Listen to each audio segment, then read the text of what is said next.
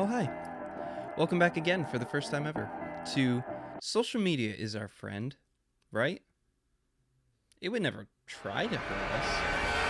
When I think of social media, I immediately think of the big three, which in my mind are Twitter, Facebook, and Instagram. Nowadays, you could argue that TikTok is one of the big three or competing for a fourth spot, but I see TikTok less as a socially engaging with your friends kind of app and more of a watch quick, funny videos on your phone kind of app. You know, it's like Quibi, only it works. But there is another social media app that I think at one time was competing for that fourth spot or was in the big three itself. And I bet that you haven't even guessed what app I'm talking about. It's Snapchat. We're talking about Snapchat today.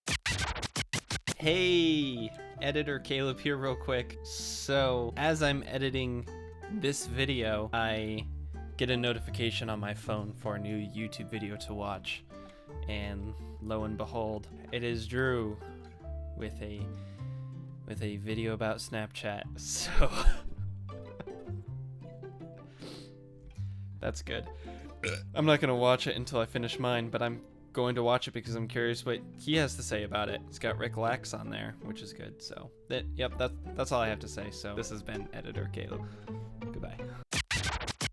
Snapchat originally launched in 2011 under the name Peekaboo.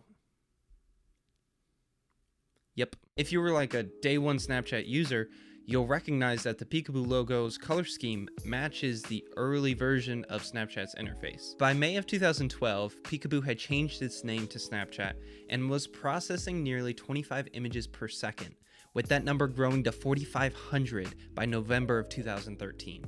That's an astronomical growth. That's like 18,000% growth. And as of the recording of this video in 2021, nearly 3 billion Snapchats are sent each and every day. When I was doing the research for this video, I was floored by these numbers because personally, I use Snapchat once, maybe twice a month. And that's only because my best friends from childhood decide that Snapchat is the best place to have a group chat where we send each other memes. But the group chat on Snapchat is so bad, it just makes me... Okay, we'll get to that. All right, we'll get to that. In 2013, Snapchat introduced this revolutionary new feature called Stories. Now, instead of sending just one photo to one friend, you can send that one photo to all of your friends for 24 hours. Hey, that's pretty cool. I bet that no one else will ever try and do that. I bet that Snapchat's the only one that will ever do that. To add to that cool feature, by 2015, Snapchat had added lenses, filters, and geo-filters. Now, when you send your friend a Snapchat, you don't have to just send them your dumb, ugly face. You can send them a cute little bunny on your face. Or when you go to a new city, you can tell them what city you're in. Or when you're driving down the highway at 80 miles an hour, you can tell them how fast. Oh, no, wait, maybe that one's not a good idea. Let's wait until some people die while driving using that filter, and then let's get rid of that one. December 2013, sick of sending your friends just a photo? Well, now you can send them videos too, as long as they're under 10 seconds. In comparison, it wasn't until 2013 that Instagram let you post videos, and then it wasn't until 2016 that Instagram stories became a major part of their platform. And it wasn't until 2020 when literally every single other app had stories. I'm looking at you, Spotify. Maybe pay the artists that are on your platform instead of just recycling other people's app ideas. Just a thought. Fucking bastards. Now, because I hardly use Snapchat anymore, for reasons I will get into towards the end of the video, I had to do a ton of research to see what they're up to these days. So here's a quick overview of a lot of the features that Snapchat has to offer now. Snap Originals. There's a variety of episodic originals from Snapchat consisting of docuseries of people and personal lives, including one from Will Smith called Will at Home. Yes, Will Smith and Snapchat have teamed up to bring us Will from Home. This is Will from home. In my garage. At home. until I'm bored. 2020 was a hard year, you guys. I'm guessing that when Quibi got really popular, or at least very loud for that hot minute in 2020, that Snapchat felt like they had to yell back, so Snap Originals was their response. Like we talked about before, Snapchat was kind of the first to introduce these AR type filters and put them into the hands of their consumers. For me, when I was using Snapchat the most during high school, that was the feature that I thought was the coolest. Chatting, IM, video, audio messages.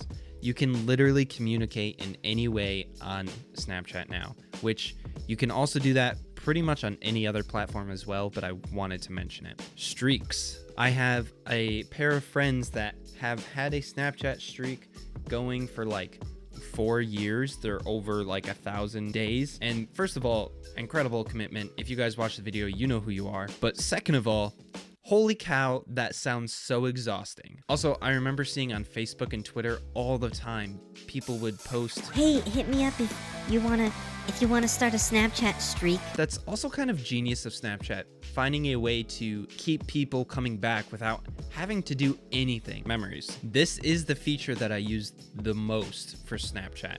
Even if I'm not going on there that once or twice a month to chat with my friends, I'll go on Snapchat just to see the memories of the snaps that I saved from 3-4 years ago. You want to see magic trick? Yeah.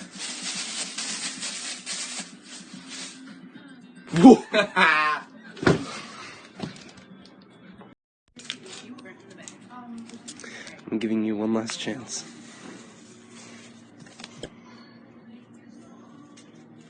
I love going through there and just watching all of the old photos and videos that I took as a kid. It's like the 2020 version of going through a photo album with mom. The only difference is most likely there's a lot more incriminating things that you aren't going to show anyone that's not a close friend. Wanna stalk your boyfriend or girlfriend? Snap Maps. You can literally find out where anyone on your friends list is located.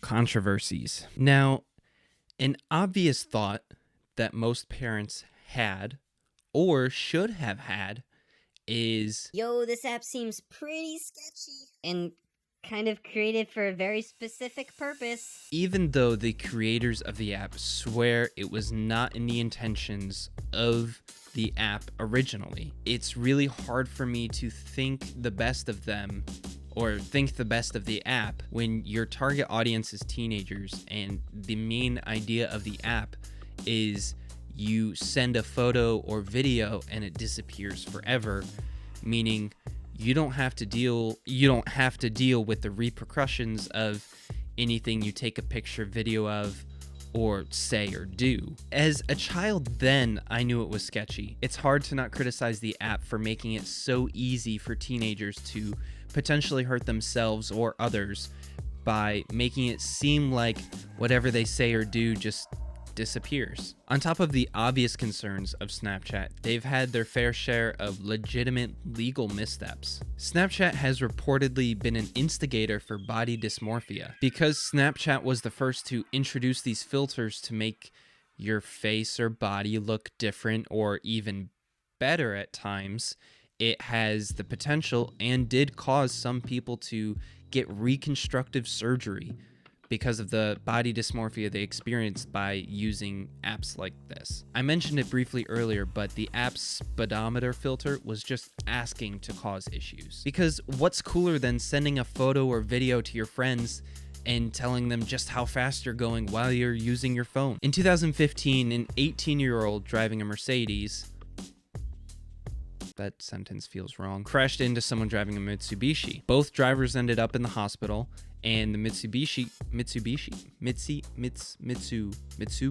Okay, Google, how do you say Mitsubishi? That's pronounced Mitsubishi. The Mitsubishi driver sued both the Mercedes driver and Snapchat for negligence. In 2016, a similar incident occurred, resulting in 5 deaths. While Snapchat has become a crucial hub for some adult content creators to monetize their work, but for some of the same reasons that I mentioned earlier, it also made a really easy place for attackers to hurt people. In 2020, a woman from North Carolina sued Snapchat for those exact reasons. She went on to claim that certain features of the app enabled her rapist and her friend to hide evidence of the rape. In particular, that parent company Snap Inc. specifically and purposely designed, constructed, and maintained Snapchat to serve as a secretive and nefarious communications platform that encourages, solicits, and facilitates the creation and decimation of illicit and non-consensual sexually explicit content,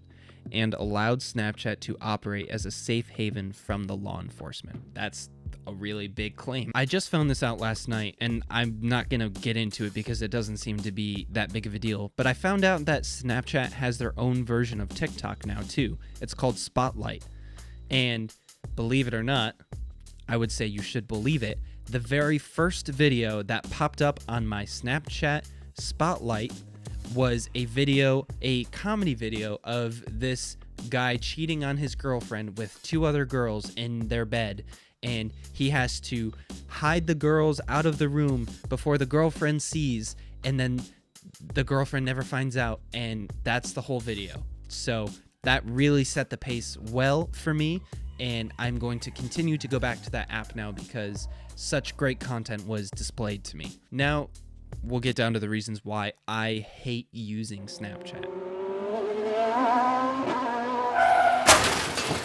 I work at a grocery store, but much like yourself, I'm a human being, which means I have to go grocery shopping. So when I go grocery shopping and I have my items that I'm ready to place on the conveyor belt, I am attacked by tens and tens of magazines with the most obscene and ridiculous headlines I have ever seen in my entire life. And that is exactly what it feels like to log on to www.snapchat.com. It's Friday night. I'm hanging out. I'm bored. I want to see what my friends are up to. So I open my phone, I log on to Snapchat, and I swipe over to go see what they're up to on their stories.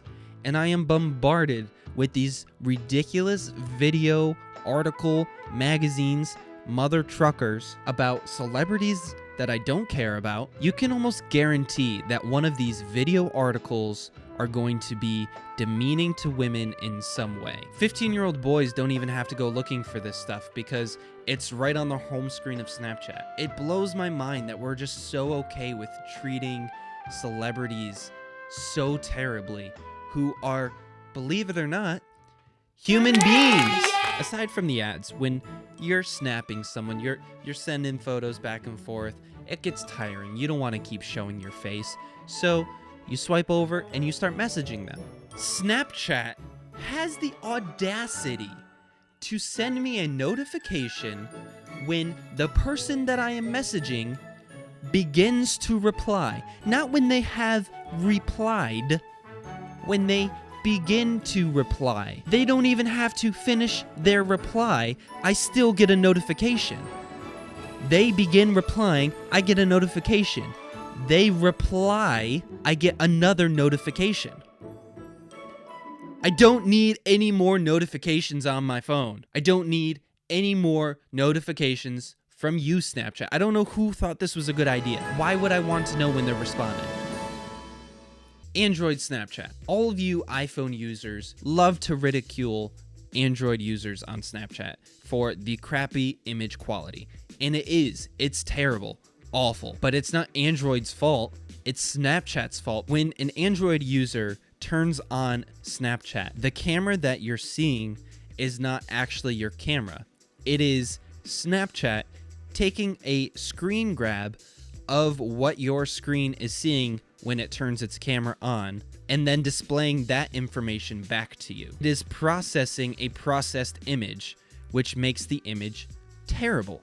And they do that because there's so many Android devices that instead of creating a different app for different Android devices, they just made one to save themselves all the trouble from somehow all the money that they don't have. And that's why the image quality is terrible. Another thing, I do not understand why the first thing that pops up when I open Snapchat on my phone is the camera. Why do I want to see my face the first thing when I open the app? That's exactly what everybody needs these days.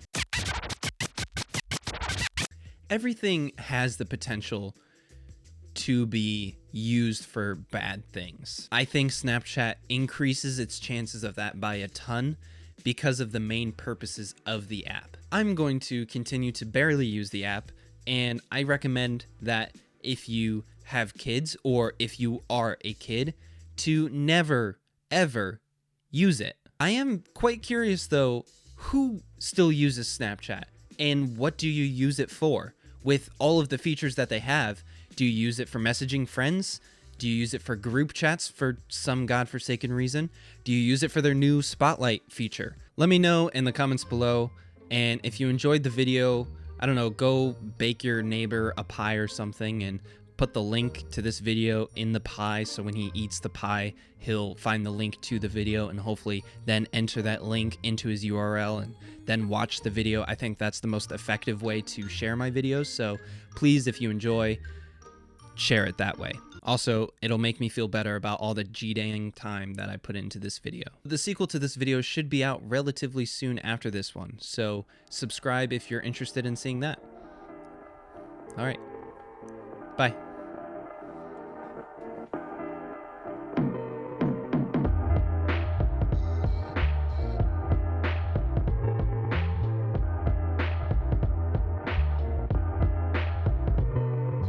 Until I'm bored.